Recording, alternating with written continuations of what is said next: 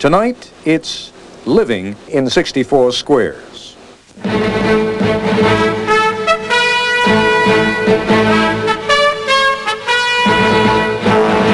This is ABC News Nightline. Reporting from Washington, Ted Koppel. If you hang out in Washington Square Park, you know, you can feel the drama of the place. I mean, every day it's high noon once again. You know, it's a life and death shootout. These people are profoundly into the game that they play, so much so that all else in life seems terribly unimportant. Once it gets into your blood, it's very, very hard to leave there. And for the daily habitués of Washington Square Park, the park becomes the world. I think what really made it for me was that I discovered chess on my own. I was walking through a park and I saw these men playing, and then I played the first time, and this man said to me that he'd be reading about me in the paper someday. And as a 6-year-old, that can make a real impression.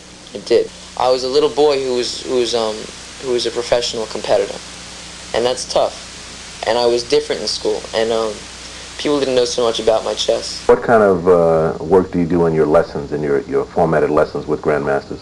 For a young chess player, or for a beginning chess player, most important is the end game and the middle game. Opening is least important.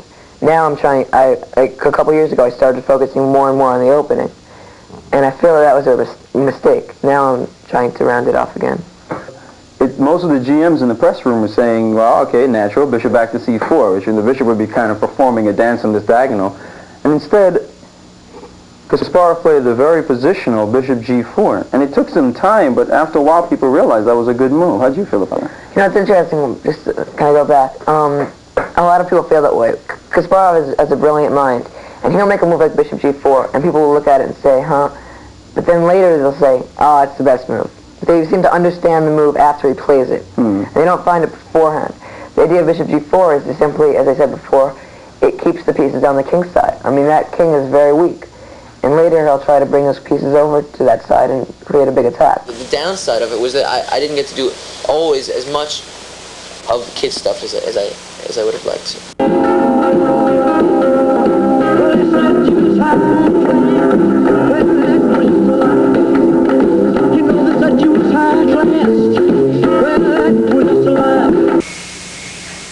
Why chess?